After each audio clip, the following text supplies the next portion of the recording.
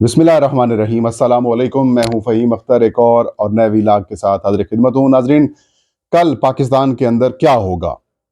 हर बंदा इस वक्त यही सवाल कर रहा है और इसी सवाल के जवाब को तलाश कर रहा है, क्योंकि कल पाकिस्तान की सियासी तारीख के अंदर अहम तरीन दिन है। और कल वफाकी हुकूमत के ज़ेर एहतमाम पाकिस्तान की सबसे बड़ी अदालत यानी कि सुप्रीम कोर्ट ऑफ पाकिस्तान के ख़िलाफ़ और सुप्रीम कोर्ट ऑफ पाकिस्तान के चीफ जस्टिस के ख़िलाफ़ हुकूमत जो है वो एहतजाजी मुज़ाहरा करेगी और मौलाना फजल रहमान इसको लीड करेंगे। मरीम नवाज़ इस एहतजाजी मुज़ाहरे में शिरकत के लिए इस्लामाबाद के अंदर मौजूद हैं। इसके अलावा जो दीगर पाकिस्तान डेमोक्रेटिक मूवमेंट की जो क़यादत है और जो वफाकी हुकूमत की इत्तेहादी सियासी जमातें हैं वो भी इसके अंदर शिरकत करेंगी।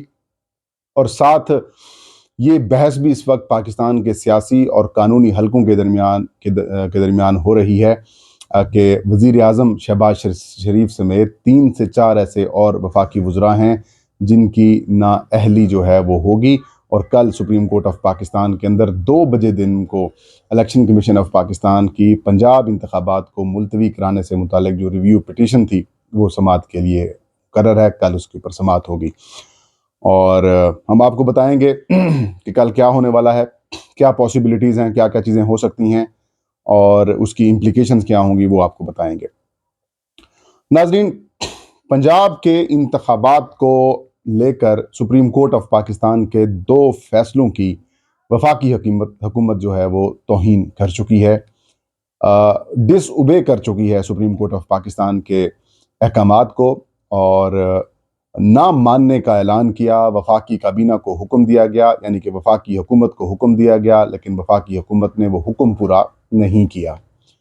इसके बाद इलेक्शन कमीशन ऑफ पाकिस्तान को हुक्म दिया गया, उसने भी पंजाब असम्बली के इंतखाबात को ना कराया।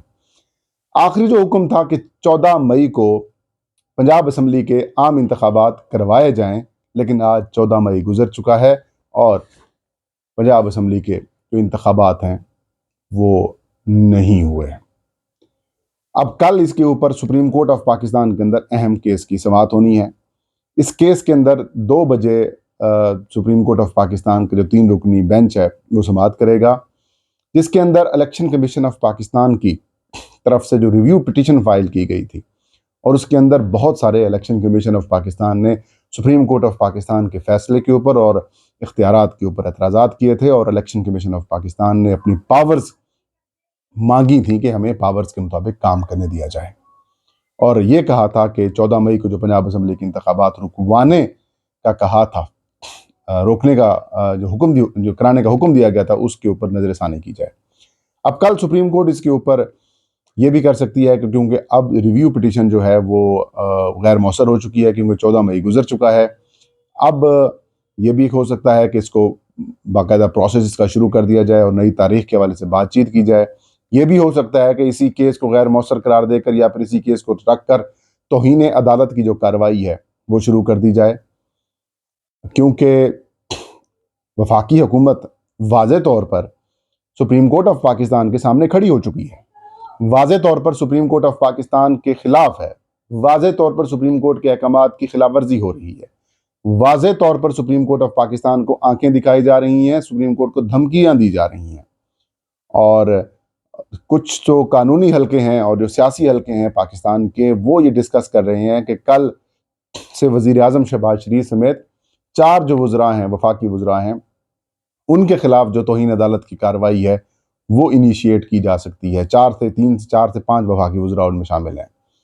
कौन कौन से वफाकी वज़रा शामिल हैं? उनके अंदर सबसे पहले वज़ीर आज़म होंगे, दूसरे नंबर के ऊपर वज़ीर ख़जाना होंगे, तीसरे नंबर के ऊपर जो होंगे वज़ीर दिफा होंगे, चौथे नंबर के ऊपर वज़ीर दाखिला होंगे, फिर वज़ीर कानून और वज़ीर पार्लिमानी अमूर में से ये लोग भी आ सकते हैं। इसके अलावा सेक्रेटरीज़ के ख़िलाफ़ तो कार्रवाई होनी ही होनी है ना। और सुप्रीम कोर्ट ने बहुत तहम्मुल का मुज़ाहरा किया, बहुत बर्दाश्त दिखाई। चीफ जस्टिस उमर अता बंदियाल ने बहुत ग्रेस शो की, लेकिन उनके तहम्मुल, उनकी बर्दाश्त और उनकी ग्रेस को गलत अंदाज में लिया गया। और जिस तरीके से गलीज़ अंदाज में सुप्रीम कोर्ट ऑफ पाकिस्तान के ख़िलाफ़ मुहिम शुरू की गई है, अब वक्त आ गया है कि सुप्रीम कोर्ट ऑफ पाकिस्तान इनके ख़िलाफ़ कंटेम्प्ट की प्रोसीडिंग्स शुरू कर सकता है और अब वैलिड भी हो चुकी है। और इसी चीज़ को देखते हुए मौलाना फजल रहमान साहब जो हैं ان کو آگے لایا گیا ہے. اور اگر آپ یہ سمجھتے ہیں کہ مولانا فضل الرحمان خود سے کوئی بات کر رہا ہے تو یہ بات درست نہیں ہے. مولانا فضل الرحمان کے اندر سے نواز شریف بولتے ہیں. جو مریم نواز یا پھر نواز شریف کی اپروچ ہوتی ہے مسلم لیگ نون کے اندر، جو نواز شریف گروپ ہے، اس کی جو سوچ اور اپروچ ہوتی ہے وہ مولانا فضل الرحمان آ کے ٹی وی چینلز کے اوپر یا پھر اگر کوئی ایکٹیویٹی کرتے ہیں وہ پولیٹیکل تو اس کے اندر وجہ وہ ہوتی ہے. اب مولانا فضل الرحمان دباؤ میں ڈالنا چاہ رہے ہیں، بلکہ پوری وفاقی حکومت دباؤ میں لانا چاہتی ہے سپریم کورٹ آف پاکستان کو کہ کل، کیونکہ آج توہین تو ہو گئی، سپریم کورٹ کے فیصلے کی تو خلاف ورزی ہو گئی، اب جو کنٹیمپٹ پروسیڈنگ ہونی ہے اور وزیر اعظم کی چھٹی کرانی ہے وہ نہ کرائی جائے، دبا دیا جائے، اس معاملے کو رکوا لیا جائے. لیکن ایسا ہوگا نہیں، کیونکہ سپریم کورٹ آف پاکستان کو بتایا گیا تھا کہ ہم مذاکرات کر رہے ہیں، پھر وہ مذاکرات فیل ہو گئے. اور مذاکرات کے بعد جس طریقے سے کچھ ایونٹس پاکستان کے اندر کریٹ کیے گئے کہ چیئرمین پی ٹی آئی اور پاکستان کے سابق وزیر اعظم اور پاکستان کی اس وقت مقبول ترین سیاسی رہنما، ان کو احاطہ عدالت سے رینجرز کے ذریعے گرفتار کرایا گیا. اسلام آباد ہائی کورٹ سنا تھا مینیج کیا گیا تھا، لیکن وہاں سے بھی ان کو فیور مل گئی. سپریم کورٹ آف پاکستان نے ان کو پکڑ لیا اور عمران خان کی جو رہائی ہے وہ ممکن ہو پائی. اور پھر وہ پروسیس جہاں سے رکا تھا وہیں سے بائیو میٹرک وغیرہ شروع ہوئی اور پھر عمران خان کو بیلز مل گئیں.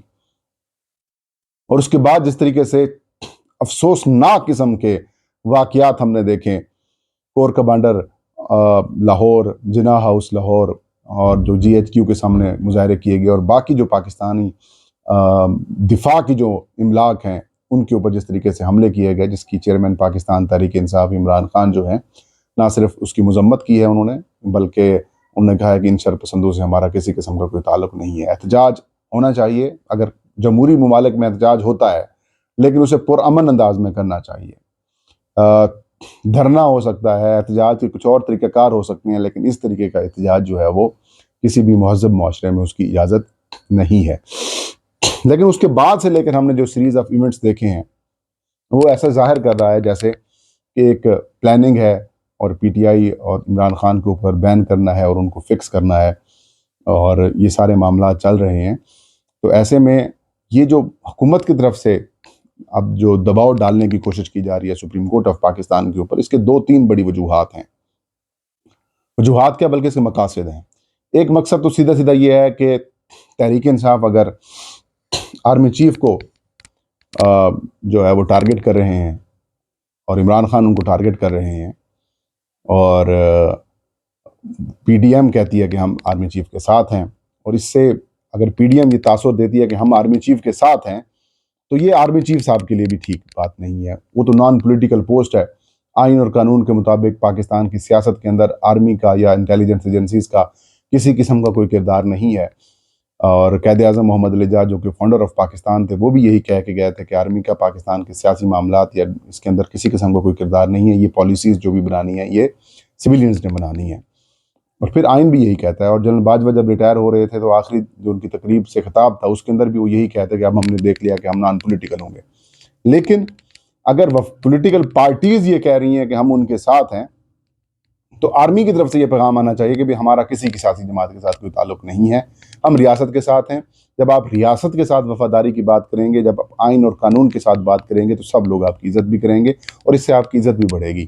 تو ایک تو مقصد کہ آرمی چیف کو اگر پی ٹی آئی ٹارگٹ کر رہی ہے تو ہم ان کو سپورٹ کر رہے ہیں، اور پھر ہم جو کہ چیف جسٹس آف پاکستان کو تحریک انصاف بیک کر رہی ہے، یہ بھی چیف جسٹس آف پاکستان کے لیے مناسب بات نہیں ہے. ان کو بھی اب تک تو میں نے کم از کم یہ دیکھا ہے کہ جتنی فیورز پی ڈی ایم کی حکومت کو سپریم کورٹ آف پاکستان سے ملی ہیں اتنی تو پی ٹی آئی کو نہیں ملی تھی، کیونکہ عمران خان نے قومی اسمبلی کو تحلیل کر دیا تھا. تو پھر اسی چیف جسٹس آف پاکستان نے اور باقی ججز نے اس اسمبلی کو بحال کیا تھا اور وزیر اعظم شہباز شریف بنے تھے اور یہ وفاقی حکومت بنی تھی. تو مطلب سب سے بڑی فیور تو ان کی حکومت بنانے میں اگر ہم کہیں تو پھر چیف جسٹس آف پاکستان اور باقی ججز نے کیا.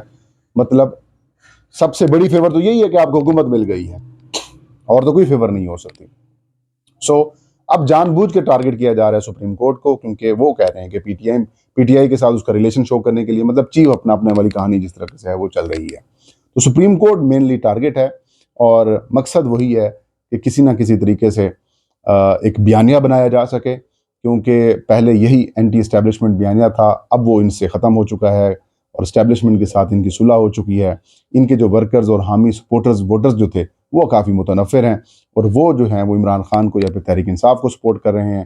تو اب ان کے پاس بیانیہ نہیں ہے، تو انہوں نے یہ سمجھا کہ کسی نہ کسی طریقے سے عدلیہ کو ٹارگٹ کر لیا جائے، اور پھر عدالتوں کو ٹارگٹ کر کے ہم عوام میں جب جائیں تو پھر ہمارا بیانیہ بن سکے، اور حکومت احتجاج کر رہی ہے۔ اس کے اوپر ایک بڑی مثال بھی ہے کہ جب بادشاہ خود تلوار لے کر جنگ کے اندر کود پڑے، تو پھر اس کا مقصد یہ ہوتا ہے کہ لڑائی ختم ہو چکی ہے اور نئے بادشاہ کا اعلان ہونا باقی ہے، اور وفاقی حکومت احتجاج کر رہی ہے۔ باقی آپ خود سمجھ جائیں کہ پاکستان کس طرف جا رہا ہے اور حکومت کے کتنے دن رہے ہیں۔ آج کا وی لاگ فہیم اختر کو اجازت دیجیے، اللہ ہم سب کا حامی ناصر ہوں۔